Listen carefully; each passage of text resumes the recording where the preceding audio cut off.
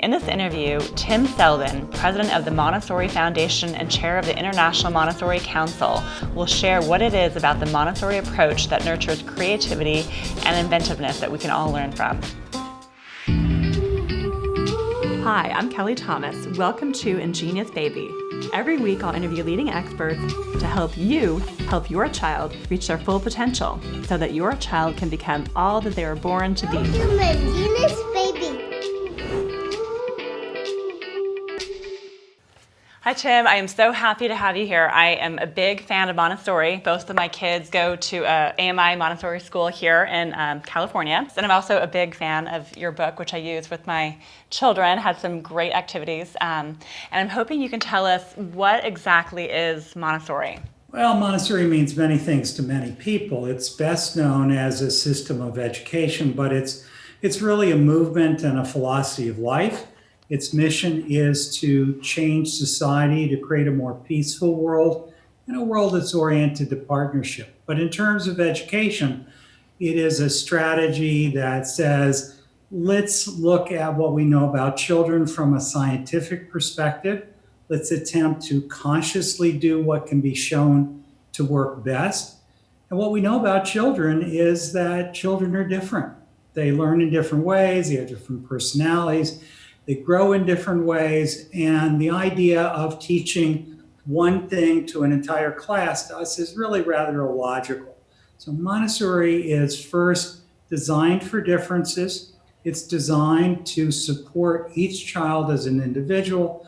It's designed to be incredibly respectful and child honoring, and it's designed to follow the child as they develop from birth, ideally, all the way through high school and beyond. You hear about all the kind of famous people who had Montessori background, like the Google founders and famous musicians and things. So I think there's a lot of schools that call themselves Montessori. Well, there's AMS Montessori, there's AMI Montessori.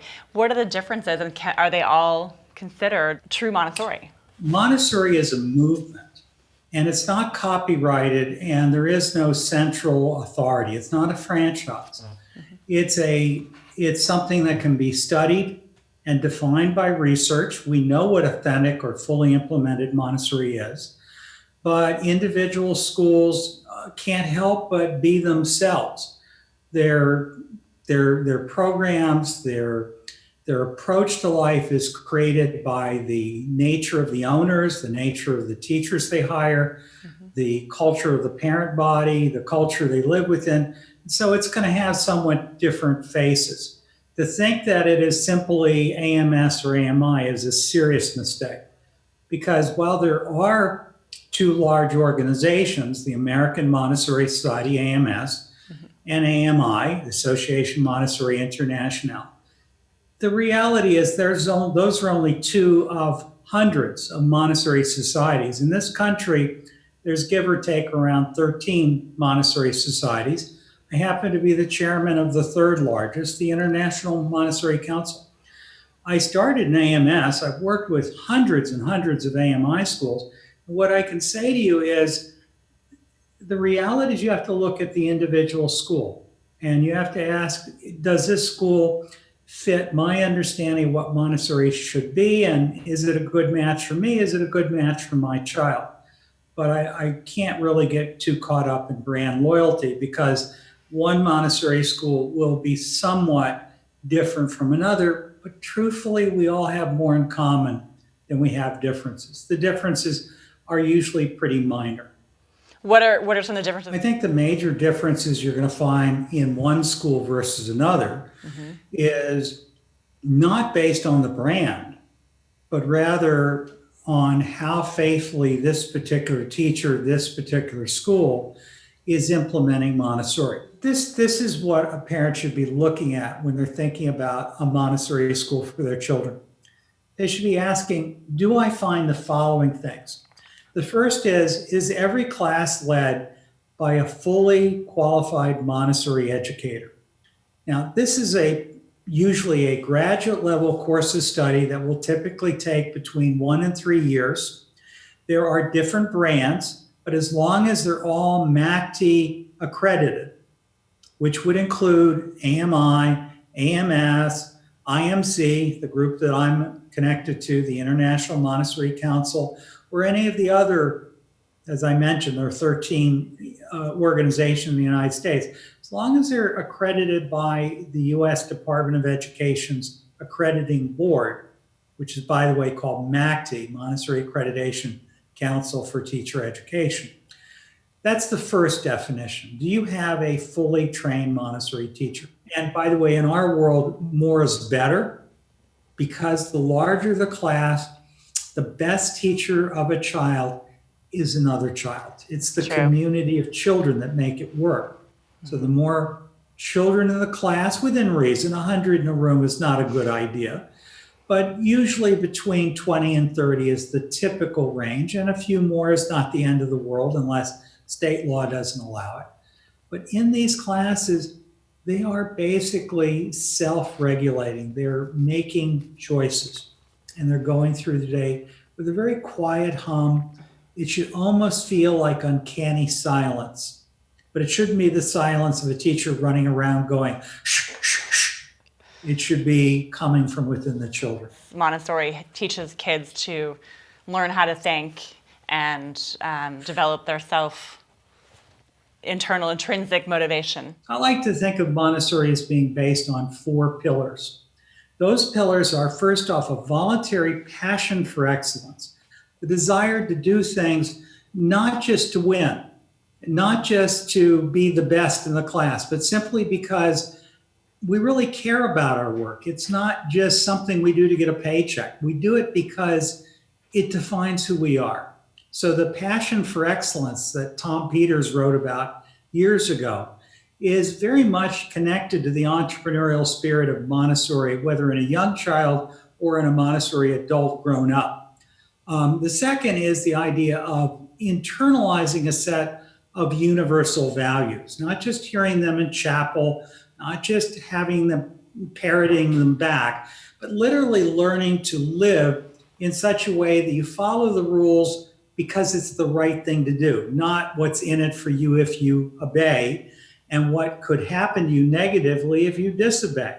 Because that just invites a child to ask, am I willing to pay the price, or do I think I'm going to get caught? We believe that children need to learn from home, from school, and from society. Kindness and compassion, honesty and integrity, the idea of reaching out and doing what you can for your fellow human being, and the idea of being as positive and as happy in your life as you possibly can, and understanding that happiness is not something that you strive to achieve. It's an attitude, it's a way of living, and it's not something that can be taken away from you because you lose possessions. It's almost a philosophy of life. And so there are universal values, nonviolence, integrity, empathy, compassion, peacefulness, that we teach in all good Montessori schools. Mm-hmm. The third pillar, I would suggest, is the idea that we want our children to be global citizens and to have a real sense of global understanding. Every Montessori school is an international school. We think they need to know their family story, their country of origin story, the nature or story of the community in which they're living at this time and place. They need to be really rooted in the understanding that they don't live alone. They're connected to all of humanity and all of life. And they have to think globally, not just about the moment, about this quarter's bottom line, but about the good of the long haul, about the generations unborn. And the fourth is the idea of service to others, and self-service, taking care of yourself. So you might think of everything in this as balance, but it tends to produce entrepreneurs, not the typical drudge or the child who burns out by the third year of high school or the third year of college. Usually these are kids that just keep going and never want to retire because they're having too much fun doing what they're doing. I mean, is Montessori work for all families and all types of kids? Well, it's not that it wouldn't work. I think a better way of understanding it, Kelly, is it simply isn't going to work because ultimately the parent is the captain of her child's fate. So she's going to decide what she or he feels is best for the child. The average parent, frankly, doesn't want Montessori. And if they think they want it, it's probably because they don't really understand what it is, which is okay. But they'll usually stay for a few years and then move on to a real school and put them in something totally different. What they want as type A personalities, what they want is something that's going to make their child do more faster, as if it were a race. I think that's really a very misguided approach. It leads to a great deal of the anxiety and the depression and the mental illness that we're seeing in the world around us.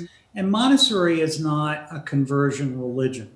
What we try to do is find families who are going to love us for what we are. And part of our message is, hopefully you've been hearing it, is what we're going to do is create conditions in which your child will develop in his or her own best pace, in her own best way.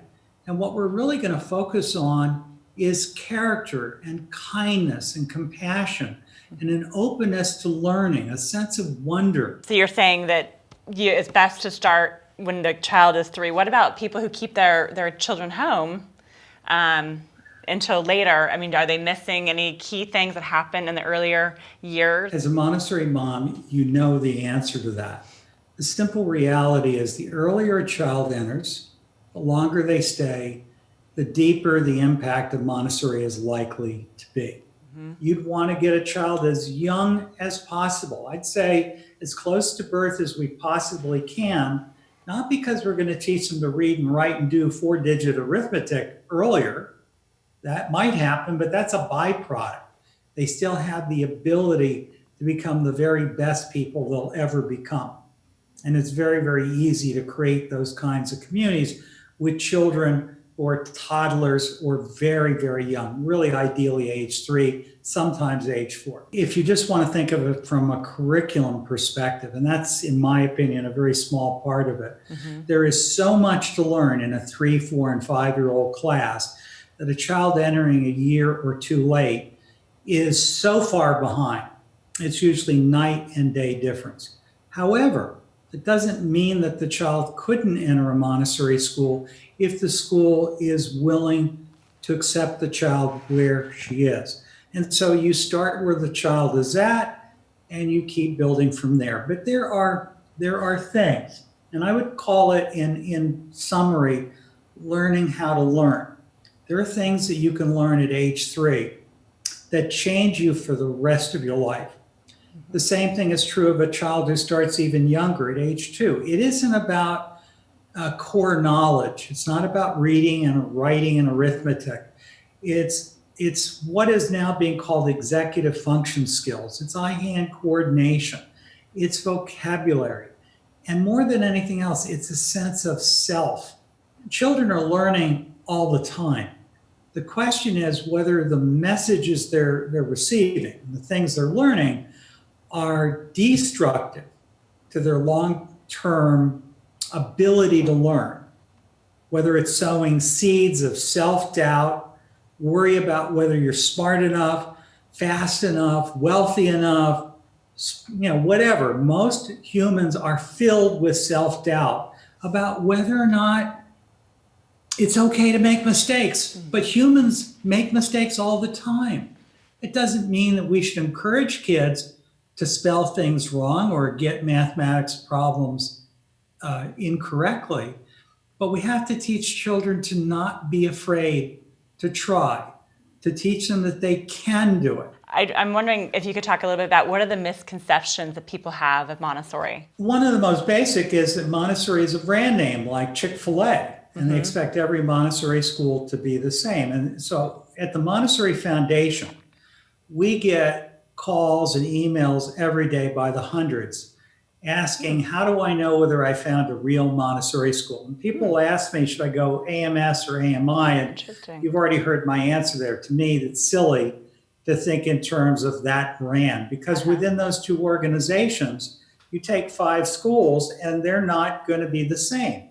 They're different. Instead, let's ask, what is Montessori supposed to be? And Do you find it in the school that you're considering for your child? And frankly, is it good enough? Because no school is perfect. As a parent, you really have to be an unusual person to choose Montessori for your children because there is no guarantee. I mean, we can talk all we want about the Google guys and the founder of Amazon and all the other famous Nobel laureates and so forth who went to Montessori. When you're sitting there looking at your child, as your fellow parent is, who's saying, well, your child, Kelly, your child's reading, but my child's not. And so something's wrong with my child. So she's clearly not right for Montessori. I need to send her elsewhere. Mm-hmm. Lots of people think like that. Mm-hmm. And there's nothing we can do to change them. So all we can do is ask, what is it that we're looking for when we're looking for a Montessori school? And parents ought to be asking themselves this question: is Montessori right for me? The other thing with this, by the way, is competition. A lot of people think Montessori is opposed to competition. We're not. We simply say competition is rather silly when you're trying to motivate children to learn.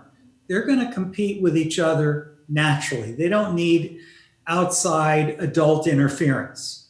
Instead, let it happen naturally. Let them learn about the real consequences of the real world, step by step. And at age 3, 4, and 5, this is silly. It's not the way it works, or shouldn't work. Any school that's playing high stakes testing with a 3, 4, and 5-year-old is really ought to be thinking about what is it doing. What is the most important thing in the first plane of development, like 0 to 3? What should a child be exposed to or doing? And I think this book had some amazing stuff for the early years. I referenced myself, but if you could just talk about a couple of things that are really important. Well, in the first 3 years, a child is going from infancy through the toddler years. And most of us call the toddler years the terrible twos. Mm-hmm. I would suggest to you that they don't need to be terrible at all. They could be the terrific twos. Mm-hmm. What children are doing at that age is they're beginning to become independent, they're beginning to get control of their bodies, they're beginning to get control of their emotions, they're beginning to learn how to operate in society.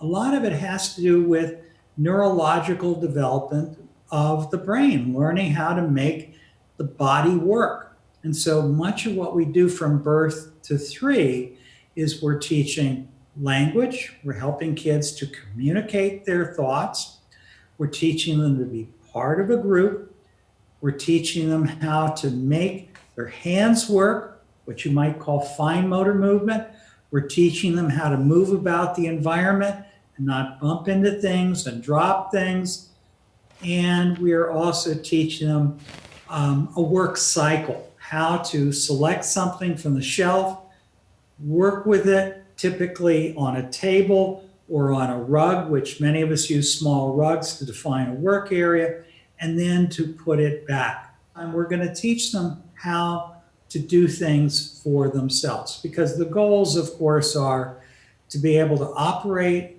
throughout the classroom on your own, to prepare your sleeping mat, to get food when you're hungry. So you'll often see things that you could buy at Pier 1 or stores like that, little cheese plates that will break. They're not made of plastic.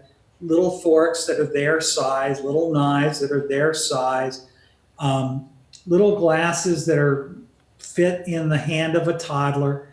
And they will prepare their own food when they're ready. They'll often assemble these very lightweight tables. All our classroom furniture is within the ability of the age range of the class to move around. So the whole idea is the dignity of the child. I know that you want everything to be real life, and so what's the harm of, say, someone who wants to go to Disneyland or have Frozen, or how? Tell us about the philosophy on those princesses and things like that. Well, there's several issues. I mean, one of the most basic ones is that children, when they're little, don't need any help with fantasy. Fantasy, they got down pat. Children come into the world just filled with the natural tendency to make believe. So they don't need to see Walt Disney for that. It'll happen all over the world naturally. What they need help with is learning about reality. So it's not that fantasy is bad or that we would tell a parent, don't ever do that. What we would say is help them with things that are real, because one of them is meant to distract and entertain, but they're not connected to reality. And so what we're trying to do is to teach people empathy and understanding for reality instead of having everything be cartoonish. That's number one. The second thing, and that has to do with independence and just a reality check, just to know the difference between some cartoon show that shows people flying and what really happens if you jump out of a tree. Right. The second is a lot of this stuff that we do is really big business. It's designed to turn people into consumers. And the princesses and so forth, we can go back. We can have a really interesting conversation about the stories of princesses 200-300 years ago, and how the middle class and the working class and the true peasants felt about princesses and lords. But what we've done with that today is we've turned that into a fantasy land to sell products and cereal and everything else. Is it horrible? No. I mean, my grandchildren enjoy Disneyland. I'm a year-round Disneyland pass holder. I just think that we need to remember the kids don't need a lot of help with the fantasy part. They got that. Where can people go for more information about Montessori in general if they wanted to to learn more about the philosophy? Well, I mean, anyone can Google Montessori and they'll come up with probably 300,000 websites. Certainly one source, because we really focus on parents, and we're not particularly oriented to trying to sell parents on things. We actually run an international association of Montessori parents called the Montessori Family Alliance. If you know someone who'd be a great fit for the show, come on over to ingeniousbaby.com and share your tips and story ideas. You are your baby's first and best teacher.